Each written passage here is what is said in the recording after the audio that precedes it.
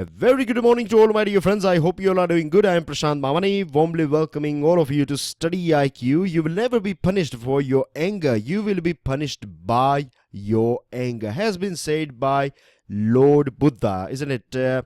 I'm sure you might have experienced this thing that decisions that we take whilst we are angry are always, very costly for us. And the thing is, I would like to add here emotional intelligence, right? This is what the hidden message is in this particular quote. That's what I think. I could be wrong again, right? We all have different opinions, but this is what I think, that because the way our brain is designed and the way our mind captures information, emotional items are taken first, right? This is how our brain is designed. So it will capture all this emotional, like say for example, if you see a snake under your table, you will not think about or analyze whether this particular snake is a cobra or a rat snake.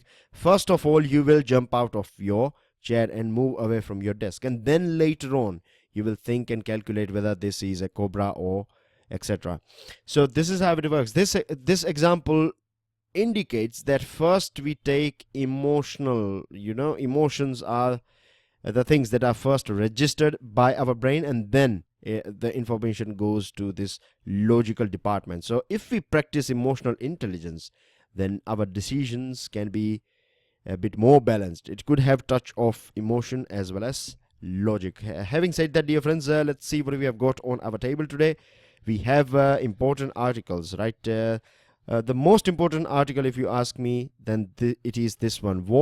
What's in an election? It is about democracy. What democracy is all about, and the viewpoint that you find here is very important. I will reckon you guys to read and reread this article. If you are having access to e-paper or physical paper, save this article. Very important article here. Then you have this article. It is about India and China. We have talked about India and China many a times, but this is about infrastructure, how we can come together and things like that. So you find some important facts about it, but the big picture, we have talked about it, so I'm sure I don't have to go that much in depth when we talk about this article. This one is about the classroom as the instructor's castle. This one is about higher education, and we'll go through it. We have talked about higher education many a times. A couple of weeks ago, I think it was last month, I came out with a special video lecture both in Hindi and English, and it was about how we can make sure that our universities are one of the best in the world. And in that particular discussion, special video lecture, I have talked about many important points. So I will reckon you guys to go through it to get some more additional points. But we'll go through this article and you find some interesting points in this article as well. If you add that article, that discussion, special video lecture with today's discussion, then means you can safely say that your higher education portion will be reasonably covered. Miles to go, and this one is about victory and violence. This is about, it's a political editorial. It's about West Bengal. It's going to be an easy read because this thing has been in news.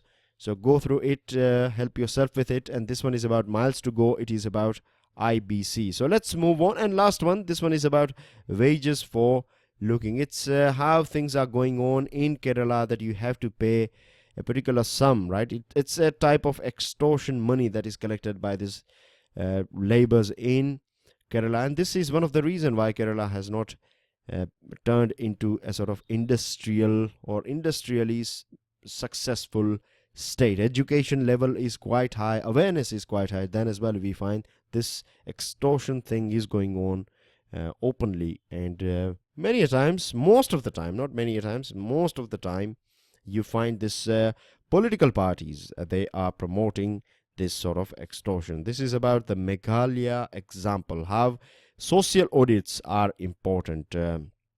This one, you will find that social audits. Now, one thing that I would like to add here is that the places where development has just started, over there it becomes, or it's bit easier. That's what I think. It's bit easier when you have your slate is, your canvas is basically, you can say, clean, or when it is white, it is easier to start a new painting rather than adding something that is already there. So something like this you find in Meghalaya, that development process is on, and compared to other parts of our country, you can make necessary changes because you have tribal people living over there, and tribal people, you have this tribal societies are a bit more equal compared to other societies, or compared to this, you can say, so-called modern societies. So this could be one of the reasons why social audits are working or have been successful in Meghalaya. But of course we need social audits in other parts of our country, but it is going to be a bit challenging. Now let's start with what's in an election.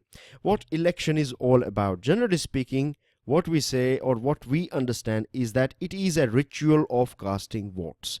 There is one day, or one day in 5 years, or maybe 2 days in 5 years, right? One for general election, one for your state level election, and you cast your vote, and that's it, right?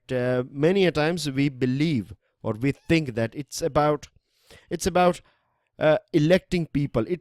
It's basically a choice, right? It's a choice that we get under democratic setup to choose a person. This is generally speaking what we understand when we talk about democracy. But if you think about this thing, is democracy all about just choosing a person or a political person and making him or her MLA or MP? That's everything about it? The answer is, of course, a big no.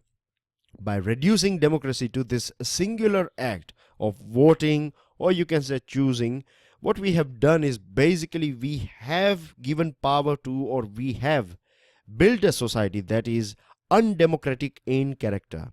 If you go through our society, then you will find that truly our consciousness has gone down. People are trolling each other. You will find that you cannot discuss politics, you cannot discuss religion, right? This is means, on one side, on books we have, and many a times we have this good example, good people living in our country, no doubt. We have some good examples of different communities interacting with each other and living peacefully. But at the same time, it becomes very difficult to discuss your viewpoints in a democratic country like our country, like India. Now parties, right? You take any party. A couple of days ago I saw this comment, and it was really a funny comment. A funny comment because you have ignored this thing, that on record I have said that I am not associated with any political party, right? So this itself indicates I'm speaking, this videos will be there, the things that I have said is there out there in public domain. But anyways, I don't have to prove to anyone. But the thing is, if you start from North India, start from Kashmir, PDP party, what do you find? Can you call it a democratic party? Not at all. Her father used to run the party, now her daughter is there. Same thing applies with this opposition party that you have in Jammu and Kashmir. Come down a little bit, come to Uttar Pradesh. What do you find? You find SP, BSP. If you talk about BSP, then you have one person ruling the whole party. West Bengal, same thing. In BJP, if we talk about BJP, then what do we find? That there are so many MPs out there. They are or their father used to be, or their mother used to be in politics, and because of that they have got this ticket. There are numbers are out there. If you just Google it, then you will find all this. You will get all these figures and numbers. Go to Congress, you know it very well. There you have Gandhi family that has been ruling this party for ages. There are many examples. You can take every party, right? You will find, you cannot say that you can find a single party in our country apart from this left parties. There is not even a single party in our country that I know that you can call them 100% democratic party, right? I have seen this thing. I know this thing for a fact that if you go to grassroots level, you will find this thing that even if you are in BJP or even if you are in Congress or whichever party it could be would be, right, you will find that people are given ticket based on caste calculation. People are given ticket. If in one place, if you have this X person from a particular caste, if he or she has been given ticket, then they will not give ticket to this X community person in other place, because then you have clashes within the party. So these are the things that are going on. In front of national level, different leaders would be saying that our party is the best one, we are following democratic, and people from this background and that background can go up, but you cannot say you are 100% ethical or your ethos are not democratic. The other thing is, we know it very well, nepotism and exclusion is a working principle of our political parties as well, isn't it? Significance of democracy does not lie in the act of voting somebody. This is very important statement here, or line. Significance of democracy does not lie in the act of voting somebody, but voting somebody to power. It's not all about electing someone or making Mr. Modi as Prime Minister or Rahul Gandhi as Prime Minister. That's not democracy all about. Basically, the real phase or the right democracy is, or election, through election, what we do is we exercise or we send people to power, and then we expect, and this is their duty, to make sure that the power which we have given to them, they will use this power for right thing, right? But we know it very well. What they do is they use this thing to become more, this is a very common thing, that when they are seeking vote, they have this cup of beggar in their hand, and later on the tables do turn around, then we become beggar, and they are the ones who are giving these alms to us. Visit a politician and you will know about it. Most of them we are talking about, not all of them, of course. Most of them you will find these big egos and big system and big protocols that you have to follow, or else this MLA or MP will become upset. This is how it works in our country, and one of the reason is because this is the thing, this is the missing thing, that we think that for one day we vote them and our duty is to send them and make them, and then forget about it. Not at all. We have to make them accountable.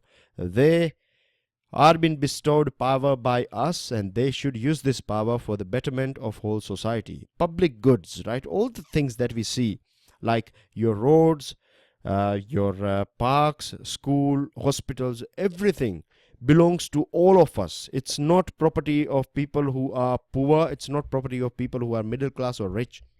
It belongs to all of us.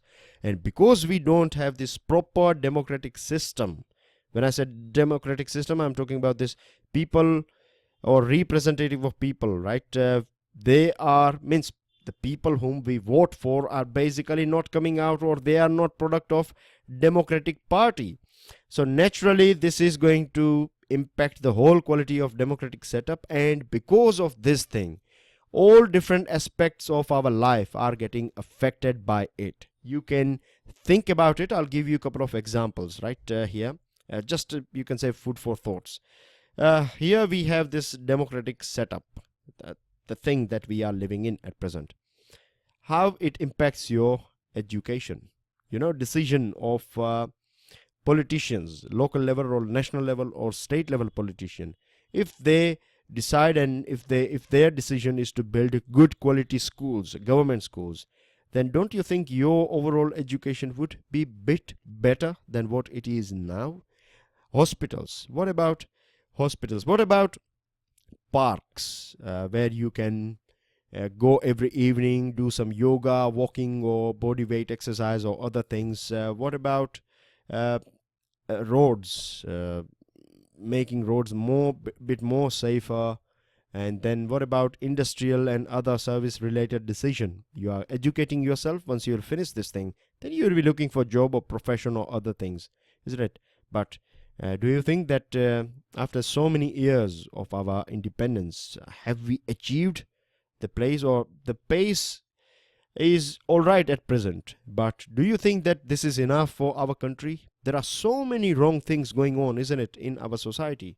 And the root of all this thing, the people who take decision are politicians, are these representatives, these MLAs and MPs. They are the ones who define these rules, and they are the ones who can enforce and ensure that implementation takes place. But if they are not following all these things, then we are, to be honest, not living in that utopian, we call it utopian, that ideal, that democracy that will be in books and in dreams. But there are many countries out there in the world, right? Generally what we do is, when you argue or when you are discussing with a politician, they will give you examples of other countries. I don't want to name other countries. I don't consider some countries are behind us, but there are definitely some countries, because we need to look at people who are better than us rather than people who are not performing that well as we are. So compare yourself with Norwegian countries, compare yourself with developed countries like Australia, New Zealand, and other countries where crime rates are low, where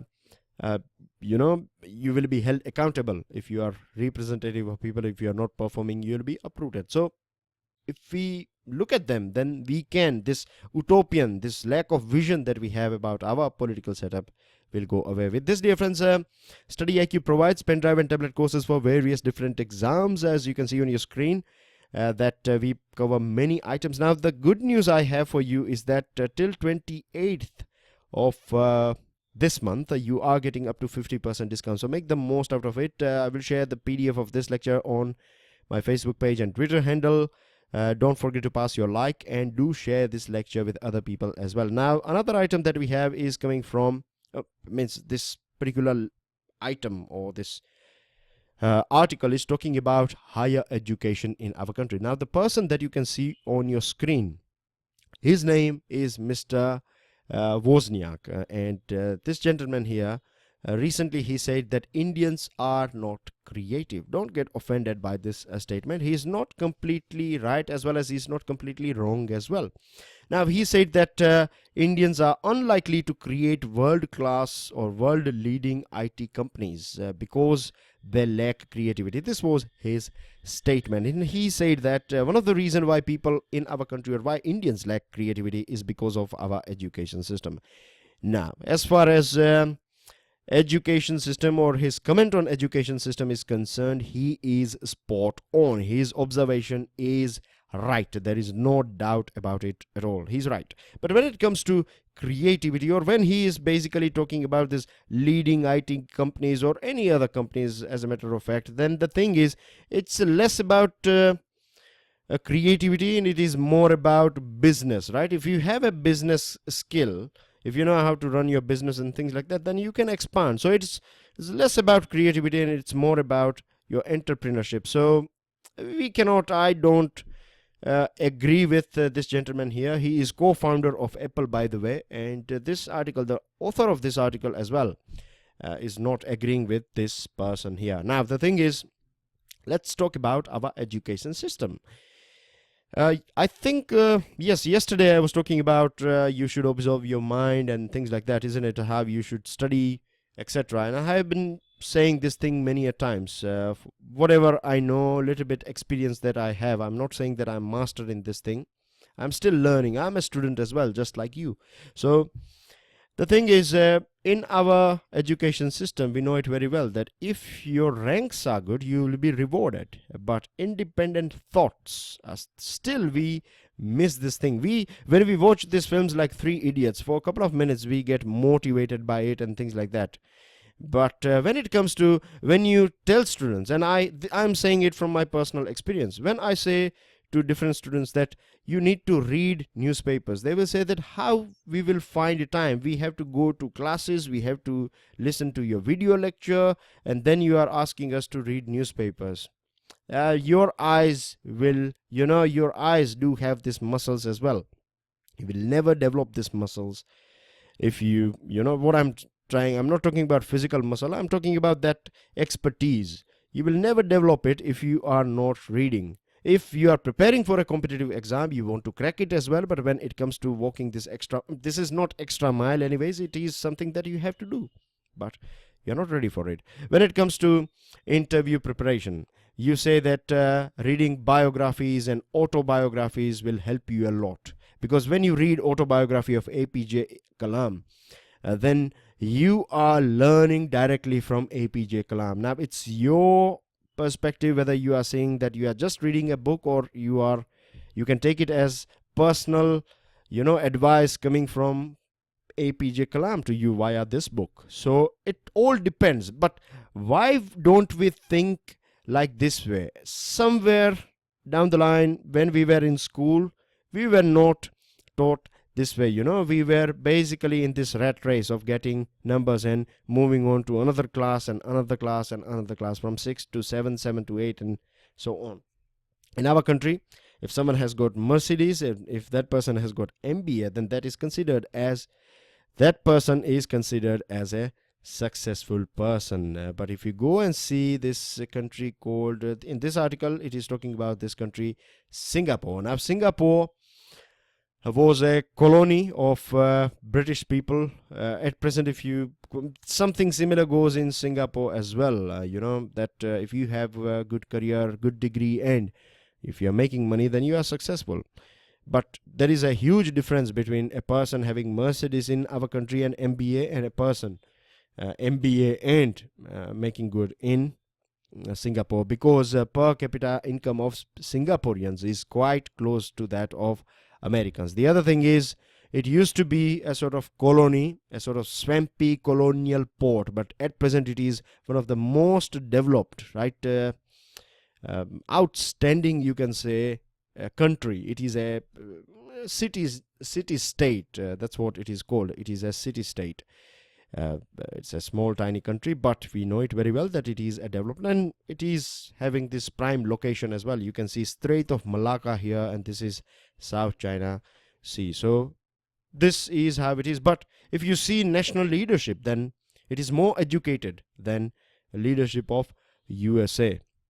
And this is a very good example, Singapore, that if people, right, if they come together, if they become one, to face or to bring down all these wrong things or whatever things or these problems that a country is facing, if people truly come together collectively, if they are in unification, if they are acting in unification, and if they are against this wrong things going in society, maybe in different fields, then together we can, if you observe, then you will find that people are more creative when they are against one thing, or when they become one, basically. When it comes to our higher education, we are a country, we are spending the money that we spend, public expenditure on higher education is far higher than anywhere else in the world. But when it comes to schooling, right, primary or lower level education, lower level in the sense class 1 to starting from there, school level, we are not investing that much as well.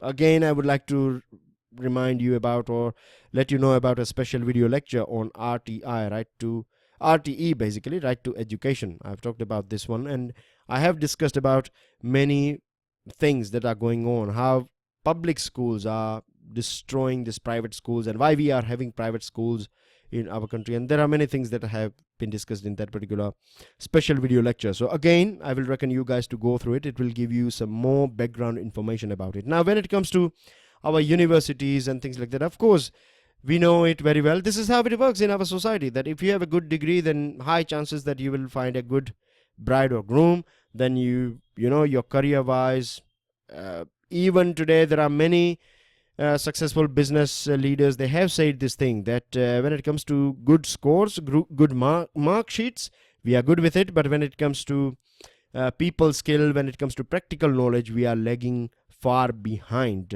because there is no bridge between practical world and theoretical world. Then we have this UGC. It is not one of the most celebrated or famous institution in our country. It is more democratic and more outdated, and there is a sort of hate again, and that's how it should be.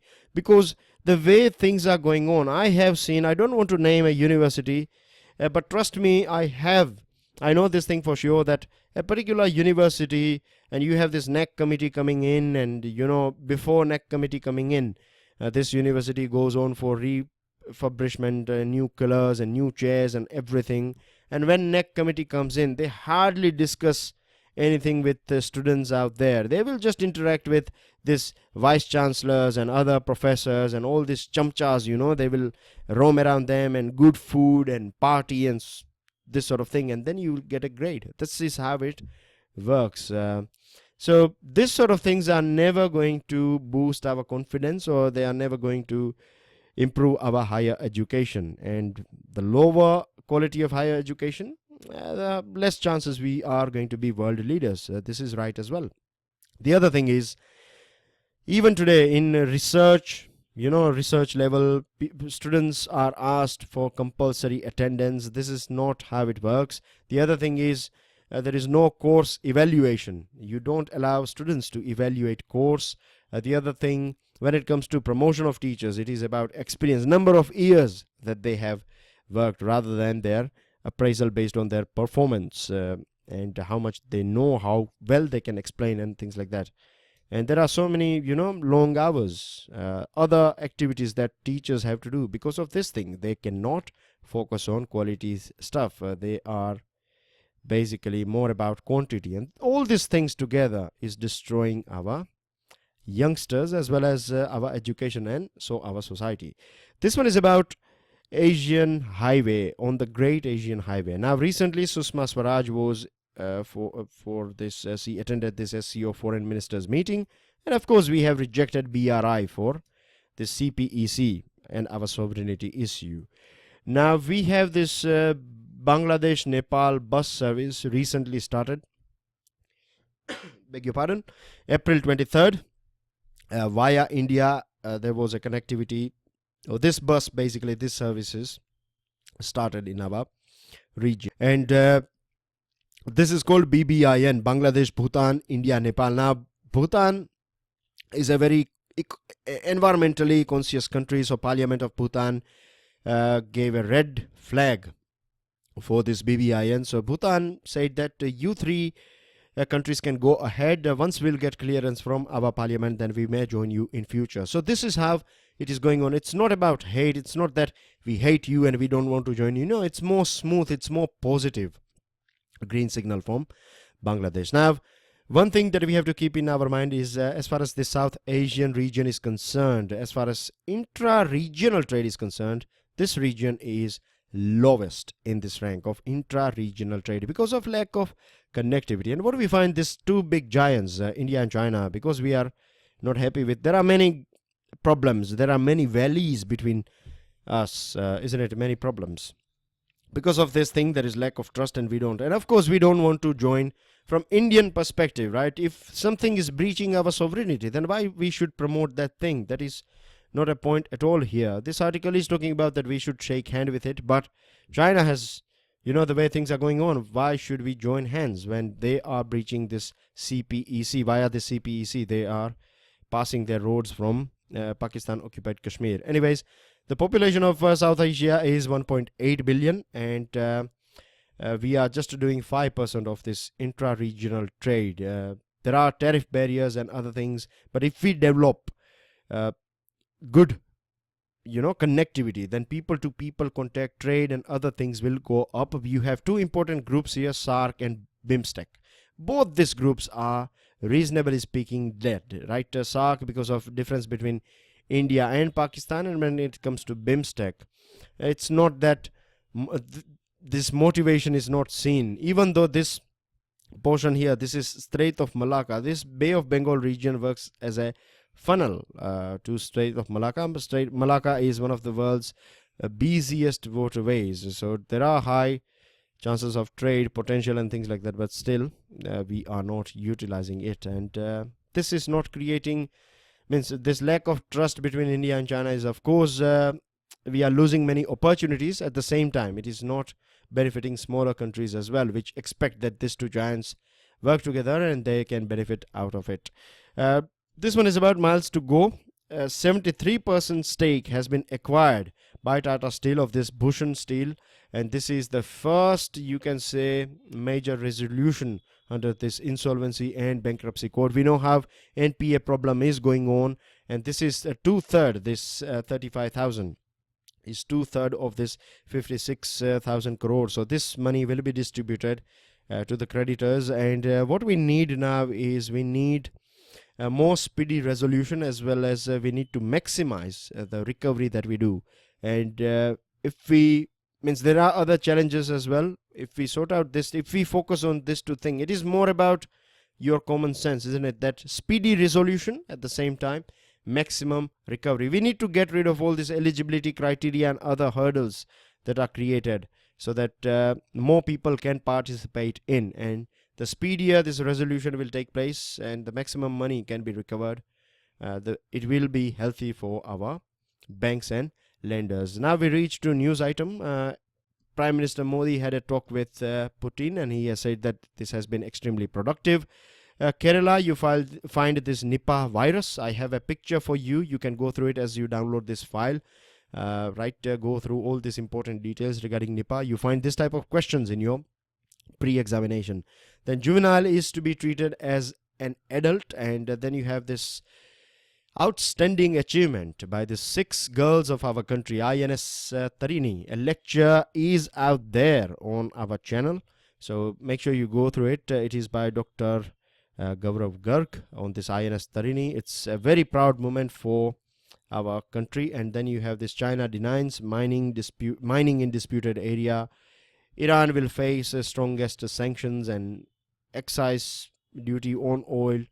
That's everything. This is a statement by Venkaiah Naidu on art. So go through it, help yourself. This is your question, a descriptive one to your MCQs. And that's everything, dear friends. Thank you very much for listening. I'll see you all soon. Enjoy your day. Jai Hind.